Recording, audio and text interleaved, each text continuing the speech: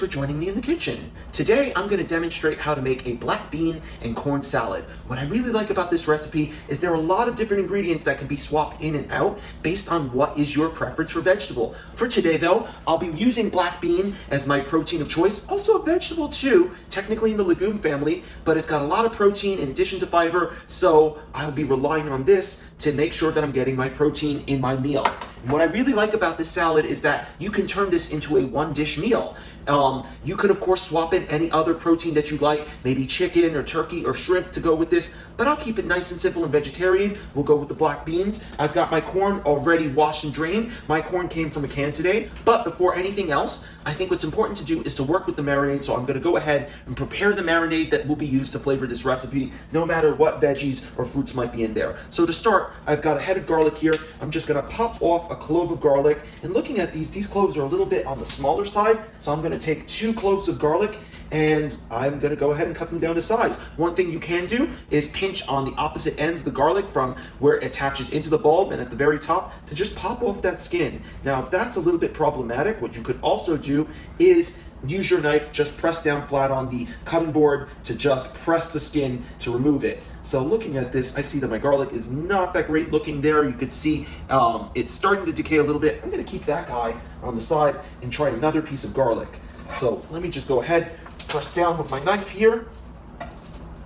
What I really wanna do is cut up my garlic, and I'm going to this as my first ingredient to prepare because while this recipe can be prepared cold, I'm gonna show a hot application of how to prepare this recipe. So, of course, if you are adding garlic to heat, you always wanna make sure that the garlic has had about 10 minutes to rest, which will allow for the development of allicin.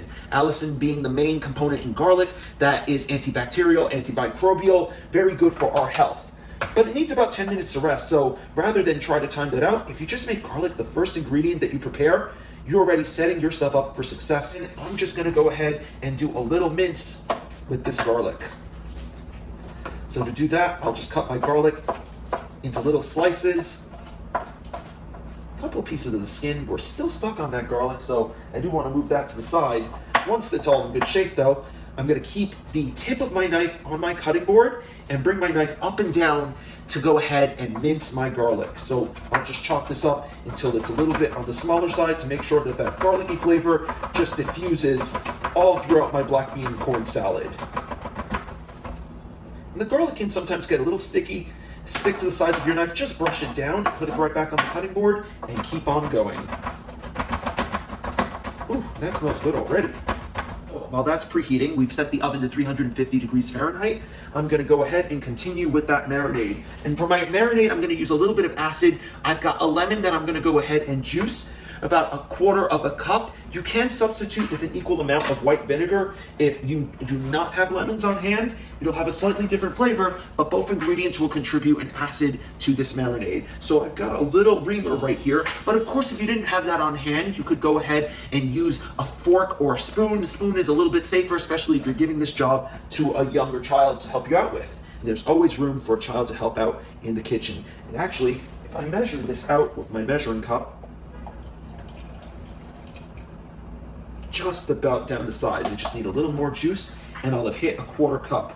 Remember friends, when you are measuring with the measuring cup, you do want to make sure that you are lifting this up to eye level so that you can just make sure that whatever quantity of liquid you've got in here, whether it's oil or whether it's a lemon juice or water, just falls directly on the line with the measurement that you are looking for. It's a lot harder to judge if I'm kind of looking straight down into the cup, so I've got to bring it up to eye level. The next thing that I'll do is add in my olive oil. Similarly, I will just raise that to eye level as I measure. We are using an extra virgin olive oil for this recipe, and I'm gonna go with 1/4 cup's worth.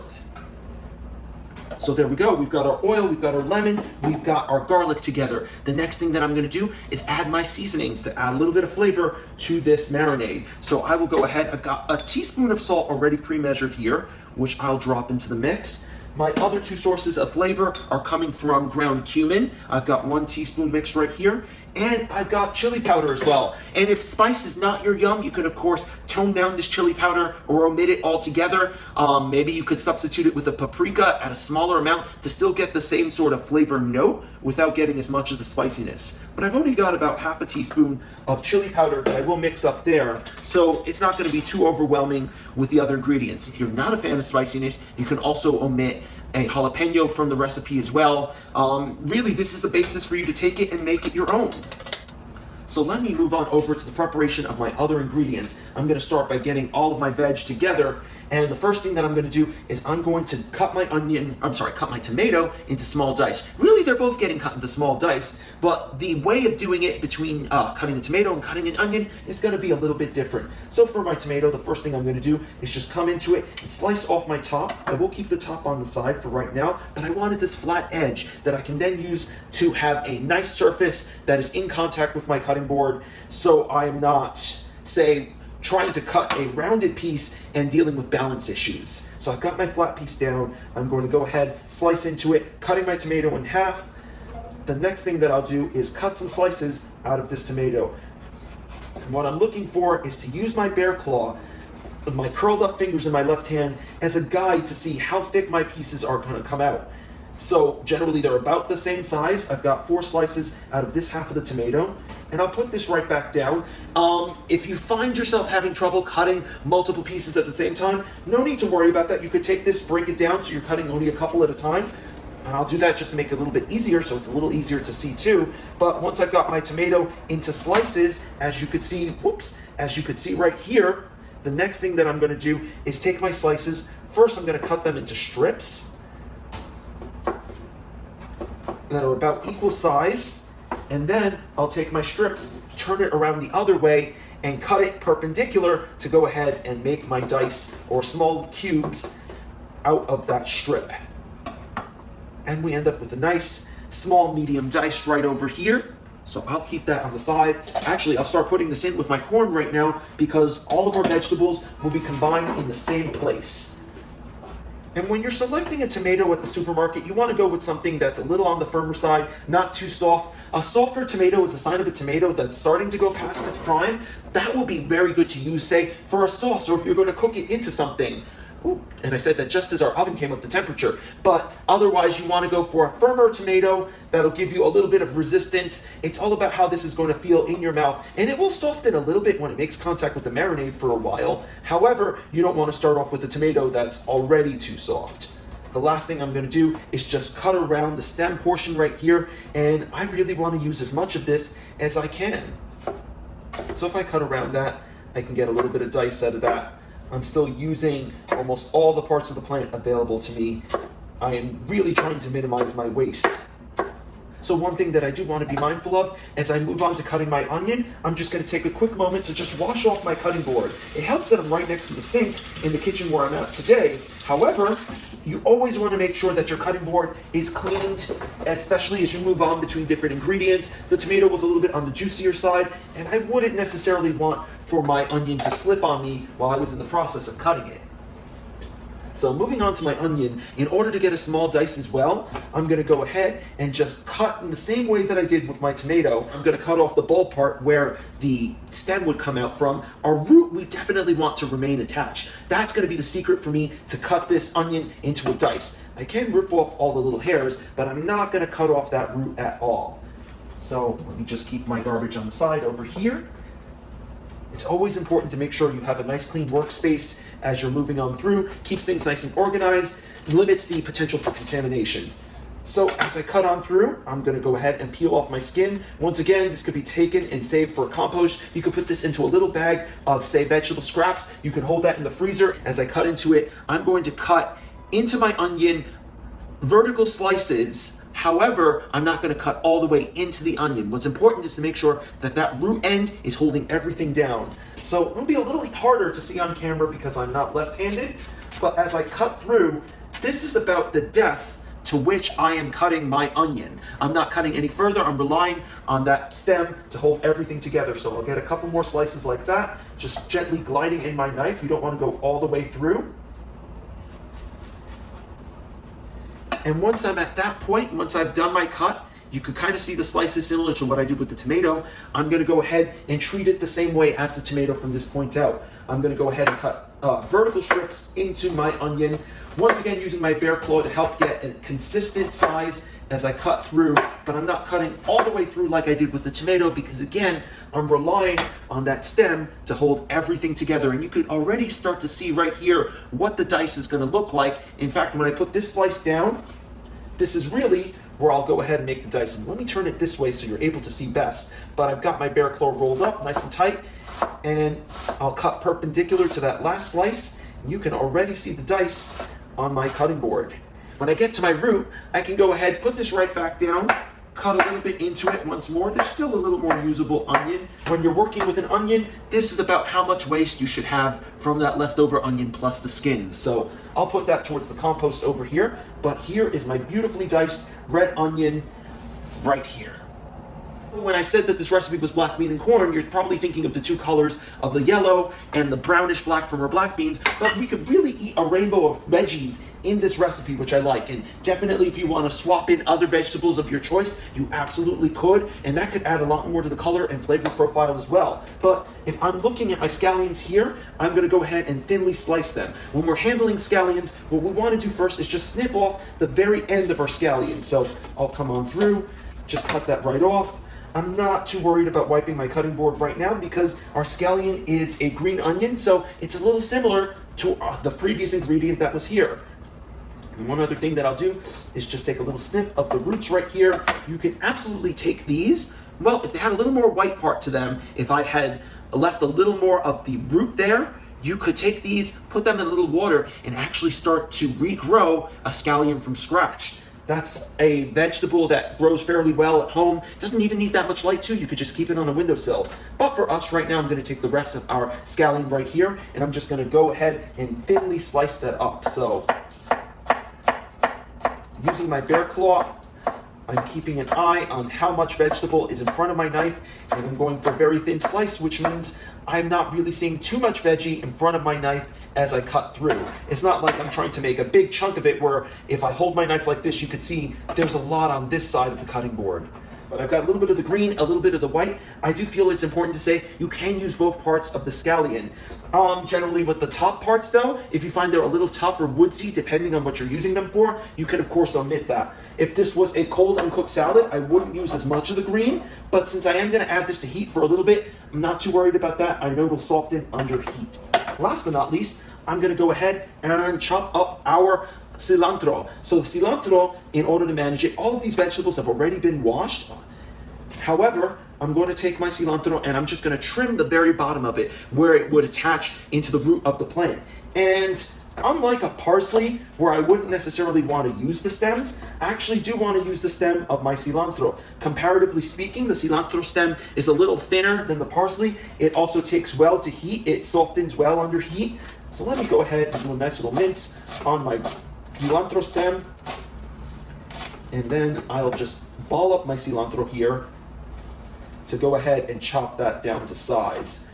You do want to make sure that you know the audience of who you're cooking for before you prepare it. About 1 in 5 people are genetically predispositioned to taste cilantro as soap. So in the case that they are unable to eat the cilantro, you would definitely have to substitute. You could use a little bit of parsley in that case if you wanted to, or there are other herbs that would go fairly well with the mix that you got here as well. You can see on my cutting board, my cilantro is chopped down to size. We have used a half bunch for our recipe. Now, when it comes to the jalapeno, I do think that it's definitely important to be mindful of who you're cooking for. Know your audience. With the jalapeno, the spiciest part of the jalapeno are the seeds. The flesh of the jalapeno actually isn't that spicy in comparison. But when we take our jalapeno, we can just cut off the stem of it right there, and we'll cut down the middle of our jalapeno using our bear claw to hold nice and tight. I'll cut my jalapeno just like this. And here on the inside, you could see there are the seeds right there, and you could see a little bit of a white fibrous tissue connecting to the skin and the seeds in there. That's what's called the pith. Our pith and our seeds are the spiciest part of the jalapeno. They are the part of the pepper that's going to contain the most capsaicin. Capsaicin is the chemical molecule responsible for the spiciness of peppers. It's also what's in, say, a little bit of tiger balm, or maybe those like pain relieving patches that you might see being applied topically. It's going to have a numbing impact on your tongue or on your skin as well, but there are some health promoting benefits from that as well too. So looking at this though, if I was cooking this for somebody who could not handle spice, what I would do is just take a spoon and scrape out my seeds and scrape out the pith. Just using the concave side of the spoon, I've stripped through. This will go to compost, I'll leave that out. And my pepper is gonna look just like this. Maybe I'll take off that little bit of pith. There we go. And this is something that you can do with all spicy peppers to just reduce the spiciness. So you are getting a little bit of that jalapeno flavor, but not with as much heat. And you definitely do want to be mindful too, especially if you do have sensitive skin, to just wash your hands after you handle the jalapeno. Especially you want to make sure that you aren't touching the jalapeno and then touching your face. That's a no-no, and I've learned that the hard way. But all handling aside, what you can do from here is just mince up your jalapeno, and I'm just gonna cut it into small little slices. I'll treat it just like the garlic, where I'm cutting it into little slices, and then I will run through with my knife and mince it down to size. But there's all of our vegetable prepared for a black bean and corn salad. What I really like about this is that you could prepare all of these vegetables a day in advance. You could even prepare the whole salad a day in advance before it is served. And the extra contact time with the marinade is really gonna help to build the flavors in that salad. So I've got my beans here and I've got my vegetable. I've got my marinade. The next thing to do is to bring it all together. What I'm gonna do is combine all my veggies together. So I've got all of my cut up corn and my tomatoes, my red onion, my scallions, my cilantro, the jalapeno as well if you're using that, and my black beans. Definitely you can take this now and we could just toss it well to make sure everything's evenly incorporated. I'm gonna just mix up my dressing once more. There's no emulsifier, there's nothing helping keep it together, so I just want to make sure that it's nice and mixed up before I add it to the mix. Before I add it to the vegetables here, to make sure all those flavors are being evenly distributed. I'll also just toss my vegetables a little bit as well to make sure that there isn't too much cilantro at the bottom, that it's evenly incorporated throughout. And as I mix it up, you might be able to see on camera just how beautiful it is. All of the different mix of colors coming together in my black bean and corn salad. So there we go. You can see my beautiful colors right there. Now what I'll do is take my dressing, I'll slowly pour that in as I am mixing this up. So you can see the general form of our black bean and corn salad coming together right there. Now, if you wanted a cold preparation of this recipe, you could leave it at this. We could put a little plastic wrap on top, put it in the fridge for about a half an hour so that all of those marinade ingredients can just carry over into the vegetables, penetrate through. You want at least half an hour, ideally about an hour before serving this to someone, to just make sure that all those flavors are getting locked into the vegetables. And this could also be something that you can do overnight for a better flavor as well. I wouldn't do it, say, more than a day in advance, because after a while, the flavor is going to get in, but all the vegetables are going to end up getting soggy over time. I want to take this and use it in a hot application. So what I'll do is I'm going to cook this, and we could really cook this one of two ways. One thing that I can do is I could put this on the stovetop and saute it. And actually, I think I might do it both ways because we have the oven on. What we could also do is take this, put it into an oven-safe container, say just a sheet pan or baking pan or casserole pan. You can put down a little bit of your black bean and corn salad into there. And because we've got a lot, I think I might opt to do that with the lion's share of my veggies right here. But I will definitely take this and we'll pop it into the oven for about 10 to 12 minutes. With regard to cooking this on the stovetop, what we're going to be looking for is to see that our kernels are turning golden brown. That's the key for seeing whether it's cooked. Either way, whether you're doing it in the oven or doing it on the stovetop, you want to make sure that it's cooked for a little bit of time. But as you start to see that the corn is turning golden brown, that's your sign that your veggies, that your black bean and corn salad is in a good place. So I've got my black bean and corn salad in the oven. I've got a little bit that I'll also prepare by sauteing it over here. But I also want to say, if you've got other vegetables, there's a perfect place for that. It's right in our salad. There are a variety of vegetables that could work really well here. One thing that I forgot to add in earlier was a little bit of a yellow bell pepper. And here she is. So There's a small dice right there. I'm gonna go ahead and add that directly to our black bean and corn salad right here. Toss it to make sure it's nice and evenly incorporated.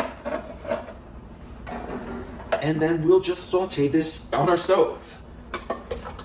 And while there's a fair bit of oil in here, I'll just add the smallest amount to our pan to just get it started, to get it warming up.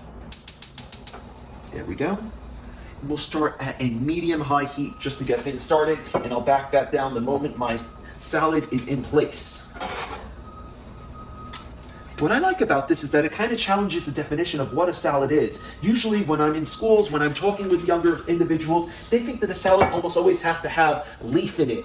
And that's their name for lettuce or, say, any other green leafy vegetable that goes in there, whether it's spinach or whether it's kale. They always call it a leaf. But this is a salad right here. It's a composed salad, and we've got a little bit of cilantro in there, but you don't have to have a lettuce to make this a salad. Now, I will actually take a little bit of romaine lettuce and just utilize that in my salad to make this a more complete one-pot meal. We've got our protein, we've got our vegetables. I'll get on the grain in just a moment, but I do want to add a little bit of salad. It'll be a nice contrast. You'll have the softened, warm vegetables with a lot of flavor to just contrast against the cool, crisp texture of our romaine right there.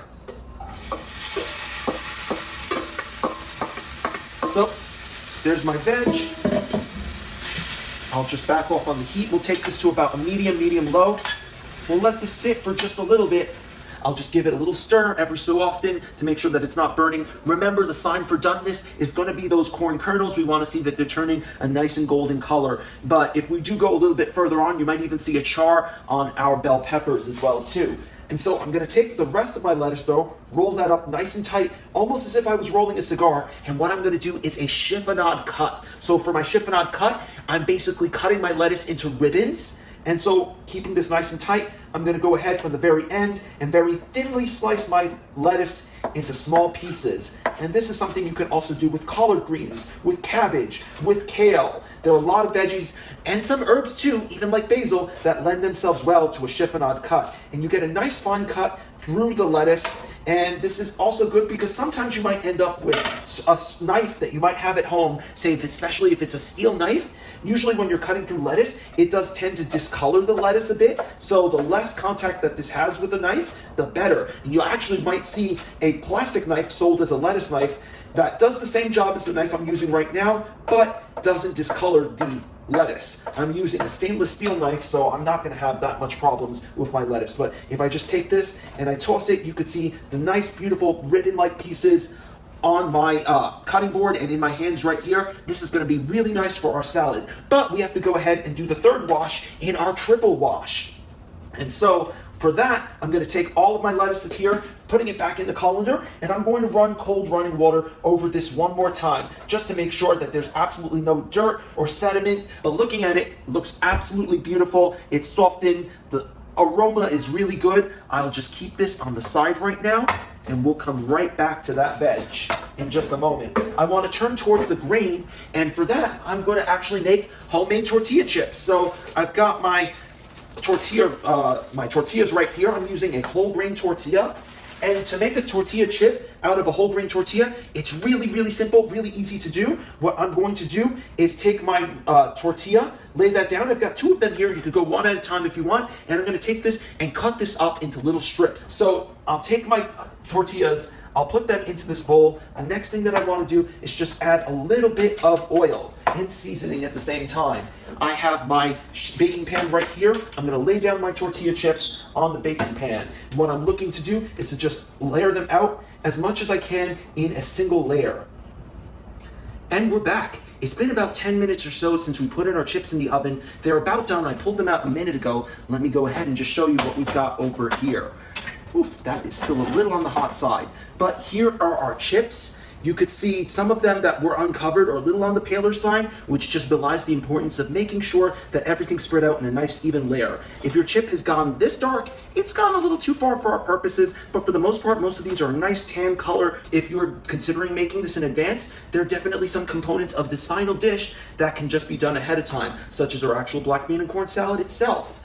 The lettuce, though, I would definitely recommend cutting that up just before service, just for the best quality. So let's go ahead and take this and make it into a meal. I did say that this was going to be our one plate meal, and so to do that, let me start by taking some of my chips. I will lay them down at the base of my salad here, but I want to put my salad on top of a bed, and while the chips will definitely serve as part of that bed, I've got my romaine lettuce beautifully shipping on it that I'm going to take and add in as well too. And I'll just put a little decent handful. Your serving size for romaine lettuce is going to be about a cup's worth, which might be on the bigger side, but if you're putting in about half a cup for garnish, that should be perfectly fine. But to just finish this off, I'm going to go ahead and take a scoop of my veggies, my black bean and corn salad, and add that in. But the single most important thing I can do right now is to just take a little taste of my black bean and corn salad itself. So I'll take a little bit right here, just try not to double dip, and we'll see what the flavor profile is like.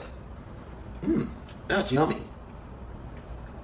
I got a little bit of the tang from the lemon there, but I'm getting hit with a lot of the seasoning from the chili powder, from the cumin, all coming into place.